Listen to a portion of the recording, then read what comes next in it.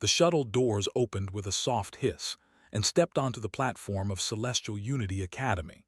She was small for her age, with dark hair tied back in a simple ponytail and eyes that seemed to look at everything and nothing at the same time. Her uniform was slightly too big for her thin frame, and she carried only one small bag over her shoulder. Around her, other students walked with confidence. They wore their uniforms like badges of honor. Their families had sent servants to carry their luggage. Their voices were loud with excitement and pride. They came from powerful planets, rich colonies, and famous military families. They were the future leaders of humanity's great expansion across the stars. Was none of these things. She walked through the crowd like a shadow, and nobody noticed her. This was exactly what she wanted. The academy floated in space between three star systems. It was massive, built like a small city with training grounds, dormitories, laboratories, and combat arenas. The best young warriors in the galaxy came here to learn how to fight, how to lead, and how to protect humanity from the dangers that waited in the darkness between stars. Found her dormitory assignment on her tablet, Block 7. She knew what that meant. It was the lowest-ranked housing meant for scholarship students and those without important family names. She did not mind. A bed was a bed. A room was a room. She had slept in far worse places. The hallway of Block 7 was narrow and the lights flickered slightly. Her room was small, with a single bed, a desk, and a window that looked out into the endless black of space. She put her bag on the bed and stood at the window for a long moment, watching the distant stars. 3 years. It had been 3 years since she had looked at stars without feeling sick. A knock on her door made her turn.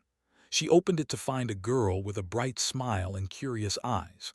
The girl was pretty, with her hair cut short and a small badge on her uniform that showed she came from a middle-class colony family. "Hi, I live 2 doors down. Are you new?" "Of course you're new. I haven't seen you before. What's your name? Where are you from?" Blinked at the rush of words. She said quietly, "Earth, outer colonies." His eyes widened with interest rather than the disgust had expected. "Earth? I've never met anyone from Earth before. What's it like? Is it true that you still have real oceans and trees that grow from actual soil?" "Yes," said. She did not know what else to say. "That's so amazing. Everyone here is from enhanced colonies or core worlds. You must be really special to get into this academy from Earth. The entrance tests are so hard." Almost laughed. Special. Yes, she supposed she was special, though not in the way imagined. "I should unpack," said softly. Nodded quickly. "Of course. Sorry I talk too much. My mother always says so. But hey, if you need anything, I'm in room 712. We can eat together sometime." She bounced away before could respond, closed the door slowly and leaned against it. Kindness. She had almost forgotten what it felt like. The welcome assembly was held in the Grand Hall, a massive space that could hold over 2,000 students. Sat in the back row, as far from everyone as she could manage. The seats around her remained empty. Word had already spread that she was from Earth, and Earth was considered a joke among the students of the core worlds. She heard whispers as other students passed by. "Is that the Earth girl? She looks so plain. How did someone like her even get in? Must be some kind of charity program. Look at her uniform. It doesn't even fit properly." Kept her eyes forward and her face empty. Words could not hurt her. She had survived things that would break the minds of everyone in this room. The headmaster walked onto the stage. Director was a tall man with gray hair and sharp eyes. He had been a famous admiral before retiring to lead the academy. Knew things about him that were not in any public record, but she kept that knowledge locked away. "Welcome, students, to another year at Celestial Unity Academy," Director began. "You represent the finest young minds and warriors humanity has to offer. Over the next 3 years, you will be trained, tested, and transformed into the defenders of our species." listened without expression as he talked about the Academy's history, its famous graduates, its traditions. Her mind wandered until one phrase caught her attention. As you know, threats from the Outer Rim continue to concern our military leadership. While the official reports say that the conflicts of recent years have ended, we must remain prepared. The evaluation trials at the end of this year will determine your military placements. Take them seriously. Outer Rim. The words made hands tighten on her sleeves. She forced herself to relax, to breathe slowly. Nobody noticed. Nobody ever noticed. After the assembly, students gathered in groups, talking excitedly about the upcoming year.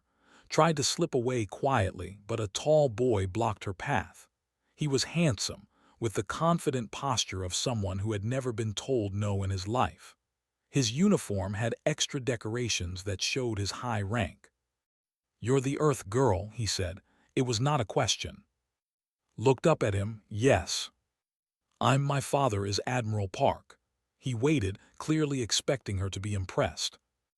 "Okay," said. Frowned. He was not used to such a flat response. "I'm the top-ranked combat student in our year. I've won the junior trials 3 years in a row."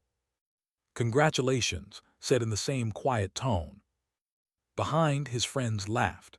A pretty girl with cold eyes stepped forward. Her name tag read Sira, and her family crest showed she was from one of the noble houses. "She's either very brave or very stupid," Sira said with a cruel smile. "Talking to like that, does she not know who he is?" "I know who he is," said. "He told me." More laughter, though this time it was uncertain. Eyes narrowed. He studied more carefully, and for a moment something flickered in his expression. Confusion, perhaps, or curiosity. "Watch yourself, Earth girl," he said finally. "This academy isn't kind to the weak." He walked away, his group following. Watched them go. Weak. Everyone saw her and thought weak, small, fragile, unimportant. Good. That night sat on her bed and looked at her hands. They were small hands, with thin fingers. They looked like the hands of a girl who had never worked hard in her life, who had never held anything heavier than a book. These hands had killed more enemies than his entire family combined. These hands had ended battles, stopped invasions, and broken things that should not exist. These hands had been covered in blood so many times that sometimes still felt it between her fingers, even though she had washed them 1,000 times. She closed her hands into fists and then opened them again. She was here to disappear, to become nobody, to let the galaxy forget that Project Stillwater had ever existed. The military had given her a new name, a new history, a new life. All she had to do was be ordinary. Be ordinary, be quiet, be invisible. She could do this. She had to do this. But as she lay down to sleep, staring at the ceiling of her small room, she could not shake the feeling that the universe had other plans for her. The Outer Rim was mentioned at the assembly. The enemy she had fought, the enemy she had destroyed, the enemy that had taken everything from her. Were they really gone? Or were they waiting, somewhere in the darkness between stars, planning their return? Closed her eyes and pushed the thought away. It was not her problem anymore. She was just a student now, just a quiet girl from Earth who wanted to be left alone. Tomorrow classes would begin. She would sit in the back. She would answer questions with simple words. She would be average in every way. And nobody would ever know what she really was. 3 weeks passed at Celestial Unity Academy and became exactly what she wanted to be: invisible. She attended every class. She sat in the back row. She answered questions when called upon, giving answers that were correct but never impressive. Her test scores landed perfectly in the middle of every ranking. Not good enough to notice, not bad enough to worry about, just average. The other students forgot about her quickly. There were more interesting things to talk about. Another sparring tournament. Sira threw a party that everyone wanted to attend. A student from the enhanced colonies broke the Academy's record for fastest obstacle course time. These were the stories people cared about.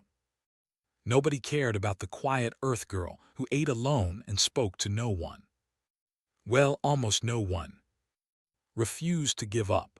Every few days, she would appear at table in the cafeteria, chattering about her classes, her friends, her dreams of becoming a starship navigator.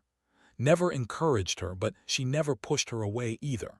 There was something warm about its presence, something that reminded of feelings she had locked away long ago.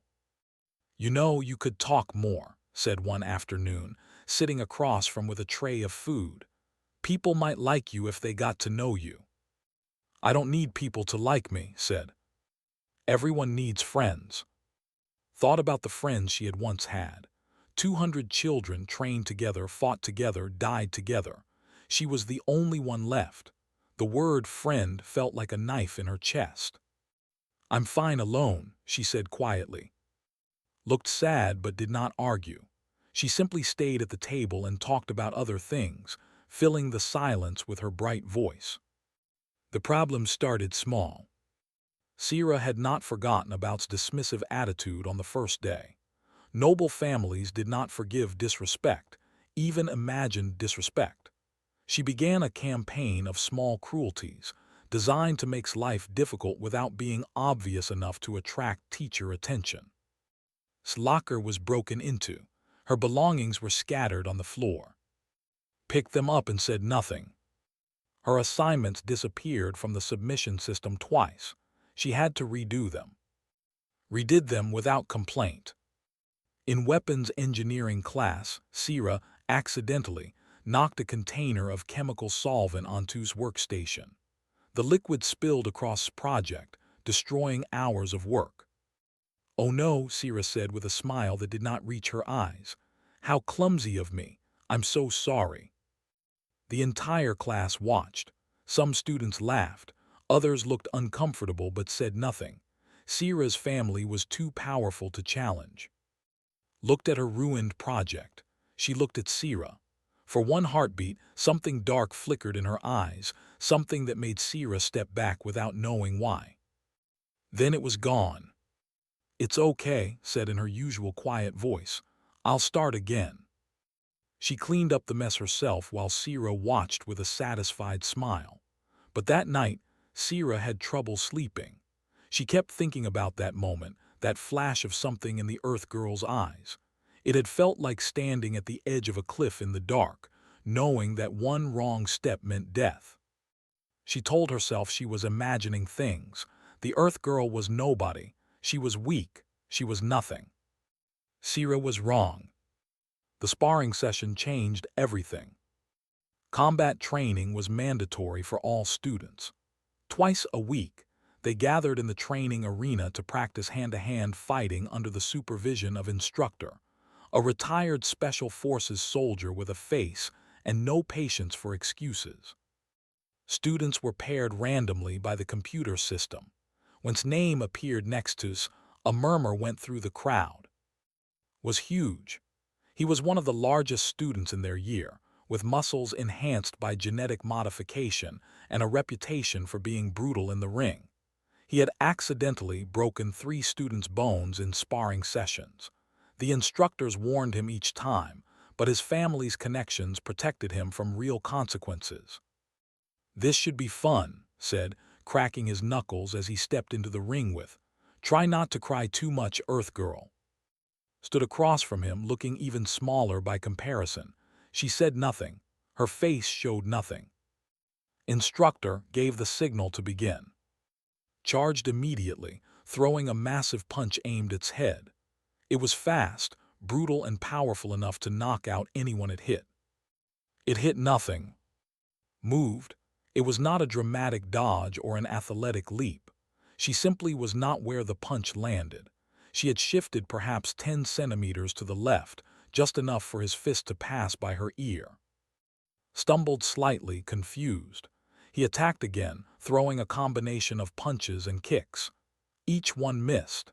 Each time moved just barely out of reach, as if she knew exactly where his attacks would land before he threw them.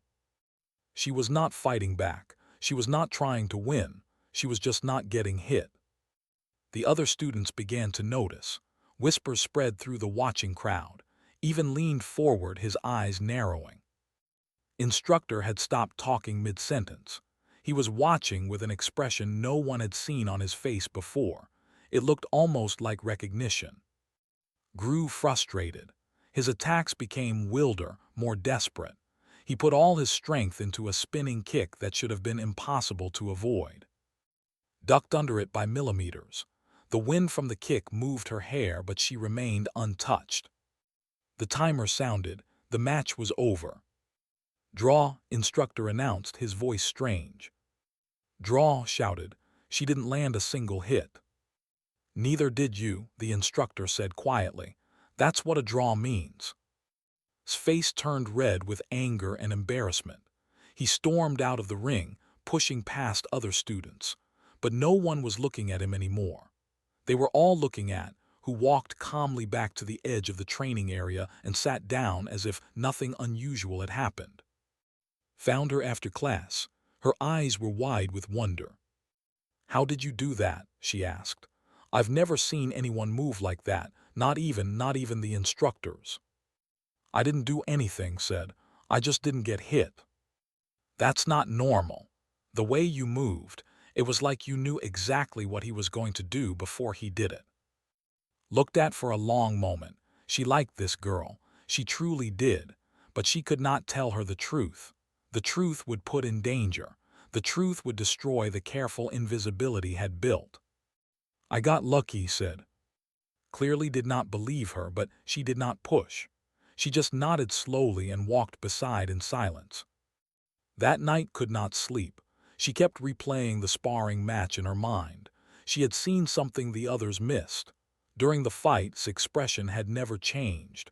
Her breathing had never quickened. Her body had never tensed. She had not been struggling to dodge. She had been holding herself back from ending the fight in seconds. Was not stupid.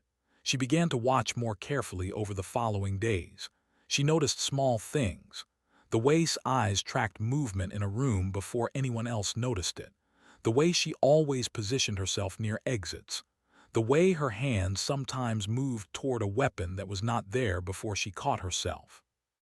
This girl was not a normal scholarship student from Earth. She was something else entirely. But what? Found on the observation deck late one night, standing alone in the darkness, staring out at the stars. She approached quietly but spoke before she reached her. "You should be asleep." "So should you," replied, standing beside her. "What are you looking at?" Pointed toward a cluster of distant stars, barely visible against the blackness. The Reach. Recognized the name. Everyone did. It was where the worst war in human history had been fought 3 years ago. The news reports had said humanity won, but they never gave details. The whole thing was classified. "They say the war there ended 3 years ago," said softly. Did not turn around. Her voice was barely a whisper. It didn't end, it was ended. "What does that mean?" But did not answer. She just kept staring at those distant stars and felt a chill run down her spine that had nothing to do with the cold. Something terrible had happened in the Reach, and somehow the quiet girl standing beside her was connected to it. Made a decision. She would find out the truth no matter what it took. She had no idea what she was getting herself into. 2 months into the semester, the Academy ran a special combat simulation. It was supposed to be a training exercise, a chance for students to experience realistic battle conditions in a safe environment. Combat drones would attack with non-lethal weapons. Students would work in teams to survive and complete objectives. Instructors would monitor everything from a control room. It was supposed to be safe. Nothing about that day went according to plan. Stood with her assigned team at the edge of the arena. She had been placed with students who did not want her there. Sira was team leader, and she had made sure to give the worst position, the most exposed location, the most dangerous assignment. "Try not to get in the way, Earth Girl," Sira said with her usual cold smile. Nodded without expression. She did not care about the exercise. She did not care about winning or losing. She just wanted to get through it without drawing attention. The simulation began. Combat drones rose from hidden platforms throughout the arena. They were designed to look intimidating, with sleek black bodies and glowing red sensors. In training mode, they fired stun rounds and paint markers. Painful but not dangerous. Students scattered to cover positions. Energy shots flew through the air. The sound of impacts and shouts filled the arena, moved through the chaos like water flowing between rocks, never quite where the danger was, never quite visible to the drones. Then the lights changed. The drone's sensors shifted from red to white. Their movements became faster, sharper, more aggressive. A sound came from the control room that recognized instantly the sound of alarms. Something was very wrong. Instructor's voice crackled over the speakers. All students, emergency protocol, get to the exits, the drones have. Static cut him off. Understood immediately. The drones were no longer in training mode. They were fully armed. Someone had made a terrible mistake, or someone had done this on purpose. It did not matter which. What mattered was that 200 students were now in a sealed arena with military-grade killing machines. Panic spread instantly. Students ran in every direction. Some tried to fight the drones and were cut down by real weapons fire. Others hid behind cover that was never designed to stop actual ammunition. Screams echoed off the walls. His body wanted to move. Every instinct she had spent 3 years suppressing screamed at her to act, but she held herself still. This was not her responsibility. The instructors would fix it. The safety systems would activate. Someone would save them. Then she saw Sira. The noble girl was frozen in the middle of the arena, completely exposed. 3 drones had locked onto her position, their weapons charged with a high-pitched whine that knew all too well. In 2 seconds, Sira would be dead. Stop thinking. She moved. Later, the security footage would be analyzed by military experts who could not explain what they were seeing. Students who witnessed it would tell stories that no one believed. But in that moment, there was only movement and purpose. Crossed 40 meters in less than 2 seconds. Her body became a blur, faster than any unenhanced human could possibly move. She reached the first drone before it could fire, and her hand punched through its armor like it was made of paper. Circuits sparked. Metal screamed. The drone fell in pieces. The second drone turned toward her, grabbed its weapon arm and twisted, redirecting its fire into the third drone. Both machines exploded in a shower of sparks and flame. She threw herself over Sira, shielding the other girl with her own body as the explosion washed over them. Heat and pressure slammed into his back. Her uniform tore. Her skin burned. But she did not fall. When the smoke cleared, was kneeling over Sira, who stared up at her with eyes full of terror. Not terror of the drones, terror of the girl who had just destroyed them. The arena was silent.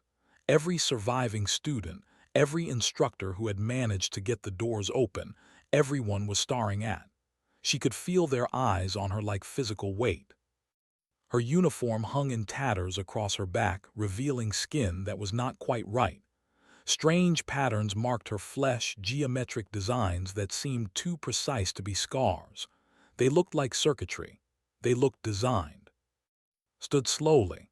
Her body ached in ways she had not felt in years. She had pushed herself too hard, moved too fast, used abilities she had sworn never to use again.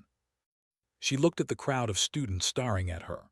For one moment, her mask slipped completely. Her eyes held something ancient and cold, the eyes of someone who had seen the worst the universe had to offer and had become worse to survive it. Sira scrambled backward, trembling. "What are you?" she whispered. Did not answer. The exhaustion hit her all at once, and the world tilted sideways. She collapsed onto the arena floor as darkness swallowed her vision. She woke in the medical bay, but not the normal student medical bay. This room was different. White walls, No windows, monitoring equipment she recognized from a past life, military equipment. She tried to sit up, but restraints held her down. Panic flashed through her for one terrible moment before she forced it away. She could break these restraints easily, but that would only make things worse. The door opened. Director walked in alone. He looked older than he had at the welcome assembly, as if the past few hours had aged him years. "You're awake," he said, sitting in a chair beside her bed. "Good, we need to talk." "The restraints aren't necessary," said. "They're not for you. They're to make the medical staff feel safe." He pressed a button and the restraints released. "I know they wouldn't stop you anyway." Sat up slowly, rubbing her wrists. "You know who I am. I've known since the day you enrolled. Who do you think approved your admission?" Director sighed heavily. "You were supposed to stay hidden. That was the agreement. A quiet life, a normal education, and then disappearance into civilian society." "I couldn't let her die," said. "I know." His voice softened slightly. "That's what makes you different from what they tried to turn you into. You still care about people, even people who treat you badly." Looked at her hands. The same hands that had torn through military drones like they were toys. The same hands that had killed thousands. The same hands that still trembled sometimes in the night when the nightmares came. "What happens now?" she asked. "The footage is being classified. The students who saw what happened are being told it was an experimental suit malfunction that gave you temporary enhanced abilities. Most of them will believe it. Humans are good at believing comfortable lies. And the ones who don't believe it." Director was quiet for a long moment. "Has already contacted his father. Admiral Park knew about Project Stillwater. He recognized the marks on your back from the briefings he received during the war." He paused. "He's afraid, they're all afraid." "Of me. Of what you represent. Of what they did to children in the name of survival. Of what might happen if the public learns the truth." Felt the old familiar anger rising in her chest. They had taken her from an orphanage when she was 8 years old. They had changed her, broken her, rebuilt her into a weapon. They had sent her and 200 other children to fight a war that adults were too afraid to face. And now they were afraid of her. Good, they should be. "There's something else," Director said. His voice had changed. It was careful now, the voice of someone delivering very bad news. "The drone malfunction wasn't an accident. Someone sabotaged the system deliberately." His blood went cold. "Who?" "We don't know yet, but the code used to override the safety protocols. It wasn't human. It matches signatures we've seen before, 3 years ago, in the Reach." The words hit like a physical blow. No, it wasn't possible. She had destroyed them. She had killed their commanders, burned their bases, broken their ability to make war. She had sacrificed everything, her childhood, her friends, her humanity, to end them. "They're coming back," she whispered, "aren't they?" Director nodded slowly. "We don't know when or how, but this attack was a message. They know you're here, and they want you to know that they remember." Closed her eyes. 3 years of trying to be normal. 3 years of hiding, of pretending, of hoping she could become something other than a weapon. It had all been for nothing. She opened her eyes. When she spoke, her voice was calm and cold, the voice of the soldier she had tried so hard to stop being. "Then let them come. I'm tired of running." Director studied her face for a long moment. Whatever he saw there made him look even more tired. "Rest tonight," he said, standing. "Tomorrow we need to prepare, because if they're really returning, this academy and everyone in it is going to need you." He left without another word. Sat alone in the white room, staring at the wall. Somewhere out in the stars, an enemy she had thought destroyed was watching, waiting, planning. And the quiet girl who had wanted nothing more than to disappear was going to have to become a weapon once more. 1 week after the drone incident, returned to her dormitory. The walk from the medical building to Block 7 felt longer than it ever had before. She could feel eyes on her from every direction. Students stopped talking when she passed. Some stepped out of her way quickly. Others stared with fear, curiosity, or both. The story about the experimental suit had spread, but not everyone believed it. Rumors flew through the academy like wildfire. Some said she was a secret agent. Others claimed she was an alien in human form. A few whispered that she was a failed experiment from some black project, too dangerous to be allowed in normal society. None of them were completely wrong. Was waiting outside her room. The smaller girl jumped up when she saw, her eyes red as if she had been crying. "You're okay." She started to rush forward, then stopped, uncertain. "You are okay, right?" "I'm fine," said. "You shouldn't be here. Being seen with me isn't good for you right now." "I don't care about that." His voice was firm despite the tears in her eyes. "You saved Sierra's life. You saved everyone. Why are people treating you like a criminal?" Unlocked her door. "Because they're afraid of what they don't understand." "Then help me understand." Followed her inside. "Please, I know you're not what you pretend to be. I've known for weeks. Just tell me the truth." Before could answer, there was a knock at the door. She opened it to find standing in the hallway, and he was not alone. Behind him were several other students she recognized from training classes. Was there the boy she had fought in sparring? His younger sister, who had spread rumors about her. Even Sierra stood at the back of the group, her face pale and complicated with emotion. "We need to talk," said. His usual arrogance was gone. He looked like someone who had not slept in days. Considered closing the door. She could refuse. She could maintain her silence. But what was the point now? Her cover was destroyed. Her mission to stay invisible had failed. And these students, whether they liked her or not, deserved to know why their lives might soon be in danger. "Come in," she said. They crowded into her small room, sitting on the bed, the desk, the floor. Remained standing by the window, her back to the stars. "I spoke to my father," said. "He wouldn't tell me everything, but he told me enough. Project Stillwater, that's what you are, isn't it?" The name hung in the air like smoke. "Most people have never heard of Stillwater," said quietly. "It was classified at the highest level. Even most admirals don't know the full truth." "Then tell us," said, "please." Looked at their faces. Young faces. Sheltered faces. They had grown up in a galaxy protected by soldiers like her, and they had no idea what that protection had cost. She took a breath and began to speak. 3 years ago, humanity was losing a war. Not just losing, being destroyed. An alien force we had never encountered before came from outside explored space. They called themselves the Void Speakers, though we had other names for them. They moved through our defensive lines like we weren't even there. They didn't want our planets or our resources.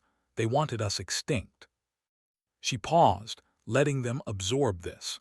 Some of them had heard vague stories about the Reach conflict, but the details had always been hidden behind walls of classification. In 6 months they killed 4 billion humans. Our fleets were useless. Our weapons barely scratched them. Our soldiers died by the millions. The government was desperate. They were willing to try anything. Stillwater said quietly. "Yes, Project Stillwater." His voice remained flat, controlled, as if she was talking about someone else's life. They gathered 200 children from orphanages across Earth's colonies. Children with no families, no connections, no one who would ask questions. Children who wouldn't be missed. Made a small sound of horror, even looked uncomfortable. "They changed us. Enhanced reflexes, reinforced bones, neural processors that let us think and react faster than any normal human. Combat instincts written directly into our DNA. They put weapons inside our bodies. They rewrote our minds to feel no fear, no hesitation, no mercy." She rolled up her sleeve, revealing the circuit-like patterns beneath her skin. "We weren't soldiers. We were weapons. Living weapons designed for one purpose, to kill the Void Speakers before they killed everyone else." "You were children," whispered. We were children, agreed. I was 8 years old when they took me. I was 11 when they finished changing me. I was 12 when they sent us to Reach. Silence filled the room. There were 200 of us. We trained together, lived together, became family to each other. They were the only people who understood what we were, the only people who didn't look at us with fear or pity. Her voice cracked slightly, the first real emotion she had shown. We deployed to the front lines and we fought. For 8 months we did what no adult army could do. We pushed them back. We learned their weaknesses. We killed them by the thousands. What happened to the others? Sierra asked. Her voice was barely above a whisper. Turned to look out the window at the distant stars. They died, one by one, mission by mission, battle by battle. The Void Speakers learned to fear us and they focused all their power on destroying us. By the 6th month, there were only 50 of us left. By the 7th, 20. By the end. She touched the glass of the window with her fingertips. I was the last. I was 13 years old and I was the only one left, so I did what I had to do. I found their command structure. I fought my way through their entire fleet. And I destroyed them, not defeated, destroyed. I ended their ability to make war. I killed everything they had. She turned back to face them. Over 40,000 enemy kills in 8 months by a 13-year-old girl. No one spoke. No one knew what to say. When it was over, the military didn't know what to do with me. I was too dangerous to keep, too valuable to destroy, so they made me disappear. New identity, new history, new life. They told me to become nobody, to forget what I was. And you came here, said. I came here to hide, to pretend to be normal, to see if I could become something other than what they made me. Her laugh was empty. But the Void Speakers aren't gone. The drone attack proved that. They've been rebuilding, waiting, planning, and they know I'm here. What do they want? Asked. Me, said simply. They want revenge. They want to finish what we started 3 years ago, and they won't care how many humans they have to kill to get to me. Before anyone could respond, alarms began screaming throughout the academy. Red emergency lights flooded the hallway outside. Director's voice crackled over the speaker system, tight with controlled fear. All students to emergency shelters. This is not a drill. Hostile forces have breached orbital defenses. Repeat, this is not. The transmission cut to static. Through the window they could see it. A massive ship emerging from jump space, its design unlike anything human. Dark, organic-looking, covered in spines and sharp angles that hurt to look at. A ship had seen before, in the nightmares that still haunted her sleep. The Void Speakers had returned. Students in the hallway began screaming and running, turned away from the window. The quiet girl was gone. In her place stood something else entirely. Her posture had changed. Her eyes had changed. Everything about her had become sharp, focused, deadly. Get to the shelter, she told in the others. Now. What are you going to do? Grabbed her arm. What I was made to do. You can't fight them alone, stepped forward. There are too many, even you can't. I've done it before. Removed hand gently. Please, get somewhere safe. No matter what you hear, no matter what happens, stay there. She walked toward the door. His voice broke. Don't do this. Don't throw your life away. We just found out who you really are. We haven't even had time to. Paused at the door. When she looked back, her expression softened for just a moment. She looked young again, vulnerable, human. Thank you, she said quietly, for wanting to be my friend, for not being afraid of me. It means more than you know. Then her expression hardened, and she walked out into the chaos. Moved to follow, but grabbed his arm. She told us to stay, said. I don't take orders from her. She's trying to protect us. Then maybe it's time we protected her for once. They looked at each other. An understanding passed between them. Then they followed and the others followed them. No one was going to let fight alone, not this time. The Void Speakers came through the station walls like nightmares made flesh. They were tall, nearly 3 meters, with bodies that seemed to shift between organic and mechanical.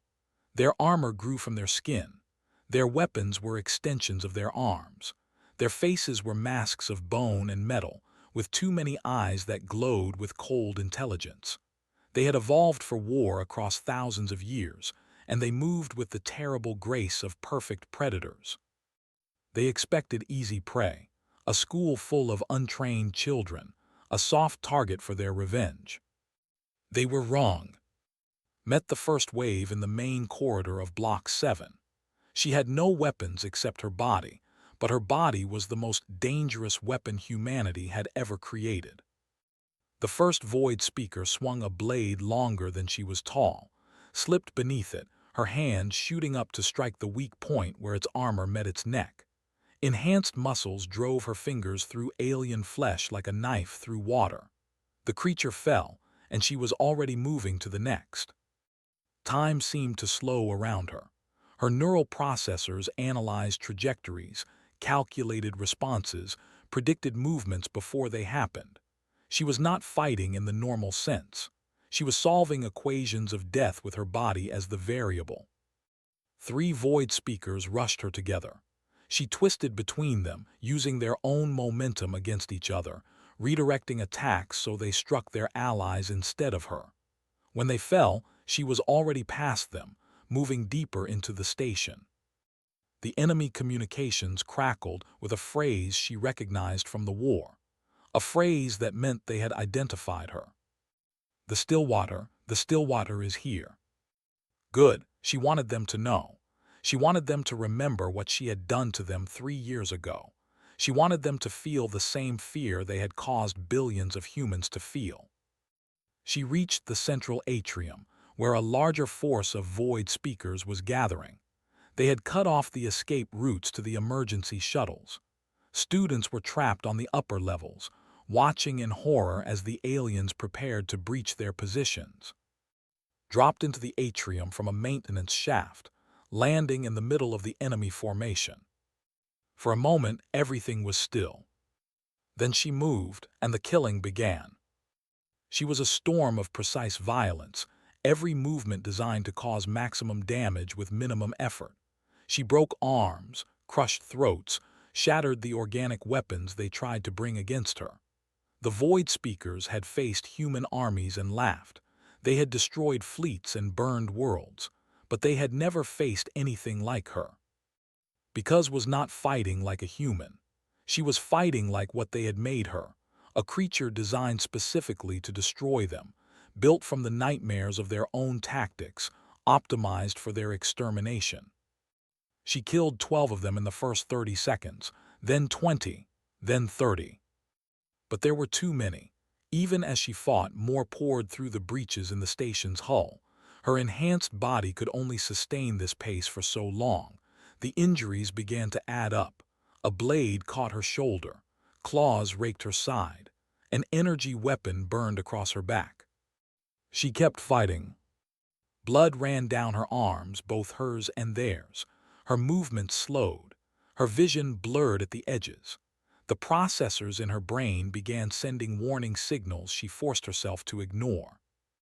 A massive Void Speaker, larger than the others, broke through her guard and slammed her against a wall. Her bones screamed. Something inside her cracked. This is it, she thought. This is where it ends. She had always known she would die fighting. She had accepted it years ago when all her brothers and sisters fell and left her alone. Death was not her enemy. Loneliness was, and she had been so lonely for so long. The massive alien raised its weapon for the killing blow. A pulse of energy hit it from behind.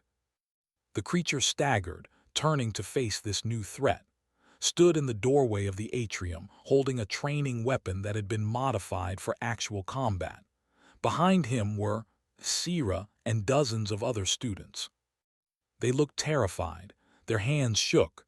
Most of them had never faced real combat before. But they were there. "Get away from her," said, his voice steady despite his fear. The massive Void Speaker made a sound that might have been laughter. It turned fully toward this new group of prey. Moved. With the last of her strength, she launched herself at the creature's back, driving her fist through the gap in its armor where its spine met its skull. It fell, and she fell with it, landing hard on the metal floor. The students rushed forward, reached her first, pulling his head into her lap. "You're hurt," said, tears streaming down her face. "You're really hurt. We need to get you to medical." "The shuttles," managed. Her voice was weak. "Get everyone to the shuttles. The fleet will come. You just have to survive until then." "We're not leaving you." "You have to. I'll hold them here as long as I can." "No," his voice was fierce. "You've spent your whole life fighting alone, being alone. That ends now. We're staying with you." Looked up at her, confused. "You'll die." "Maybe." Moved to stand over them, his weapon raised toward the approaching enemy reinforcements. "But you're not dying alone. Not anymore." The other students formed a line. They were shaking. They were crying. They were absolutely terrified. But they did not run. Cracked his knuckles. "I still owe you a real fight, Earth Girl. Can't do that if you're dead." Sierra stood beside him, her noble pride finally directed at something worthwhile. "I owe you my life. Consider this the first payment." Managed a shaky smile. "Besides, this is going to look amazing on our military applications." Felt something breaking inside her, but it was not a bone. It was something she had built around her heart 3 years ago, when she watched the last of her family die. The wall she had used to keep people out, to protect herself from ever losing anyone again. Tears ran down her face. She was crying. She had not cried since she was 12 years old. "You're all idiots," she whispered. "Probably," said, smiling through her own tears. "But we're your idiots now. So get up and fight with us. Not for us, with us." Reached deep inside herself, past the pain, past the exhaustion, past the years of loneliness. She found something there she thought she had lost forever. Hope. She stood. The next wave of void speakers crashed into their line, and they fought together. Students who had never seen real combat stood beside the most dangerous weapon humanity had ever created. They were outmatched and surrounded. But they did not break. Directed them with sharp commands, covering their weaknesses, turning their fear into controlled action. They learned fast, these children of privilege who had never known real hardship. They learned because they had to, because the alternative was death. And something changed in the void speakers. They had come expecting helpless prey. Instead, they found humans who refused to give up, who fought even when they should have fallen, who stood together against impossible odds. This was what they had feared about humanity. Not alone, not the weapons and ships and armies. They feared this. The stubborn, impossible human refusal to accept defeat. The way humans became more dangerous when protecting each other. The fire that burned in human hearts when everything seemed lost. The battle raged for what felt like hours. In reality, it was 47 minutes. Then the sky filled with light. Admiral Park's fleet had arrived. Human warships poured out of jump space, their weapons tearing into the void speaker vessels. Reinforcements dropped onto the station, elite soldiers who secured the breaches and pushed back the invaders. The tide turned, and the void speakers began to retreat. In the atrium, watched the enemy fall back. She was covered in blood, barely standing, supported on one side by and on the other by. "We did it," breathed. "We actually did it." Looked at the students around her, injured, exhausted, but alive, together. "No," she said quietly.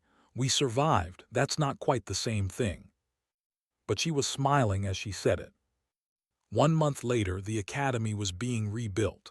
The attack had caused massive damage, but the structure had held. More importantly, the people had held. Stood before a military tribunal, but not as a defendant. She was there as a witness, testifying about Project Stillwater. The existence of the program could no longer be hidden. The students who had fought beside her had too many questions. The public demanded answers. Admiral Park led the tribunal. He looked tired, older than he had seemed just weeks ago. "The military would like to offer you a position," he said formally. "Commander rank, your own unit, all the resources you need to hunt down what remains of the Void Speaker threat." Considered the offer. It was everything she had been designed for: purpose, direction, the chance to use her abilities for something meaningful. "No," she said. The admirals looked shocked. "I spent my childhood being a weapon," explained. "I killed thousands. I watched everyone I loved die. I became something that isn't quite human anymore." She paused. "I'd like to spend my adulthood becoming a person again, if that's even possible." Admiral Park studied her for a long moment, then he nodded slowly. "We can't force you, but the offer will remain open." "Thank you, sir, but I have somewhere else I need to be." The cafeteria was crowded during lunch hours. Sat at a table near the window, poking at her food without much interest. The seat across from her was empty. "Not for long." Dropped her tray on the table and sat down, already talking about her navigation class and the upcoming exams. Appeared moments later, complaining about his father's new security requirements. Squeezed in beside them, followed by, who was arguing with Sierra about something completely unimportant. The table filled with noise and warmth and chaos. Listened without speaking, but her eyes were soft. These people had seen what she really was. They knew about the monster hiding beneath her quiet surface, and they had chosen to stay anyway. She was not alone anymore. Through the window, the stars stretched out into infinity. Somewhere out there, remnants of the Void Speakers were regrouping, planning, preparing for another war. Knew the peace would not last forever. One day they would return, and she would have to become a weapon again. But not today. Today, she was just a student. A girl with friends who argued about homework and complained about teachers and made her feel like she belonged somewhere. "Hey, Earth girl," said, interrupting her thoughts. "You going to eat that or just stare at it?" "I'm eating," said, and took a bite to prove it. Slowly added, "Like a normal person, see, you're learning." Almost laughed. Learning to be normal. 3 years ago, she would have said it was impossible. Now, surrounded by people who cared about her, she was starting to believe it might actually happen. The quiet girl from Earth had held the power to crush them all, but she had chosen to protect them instead.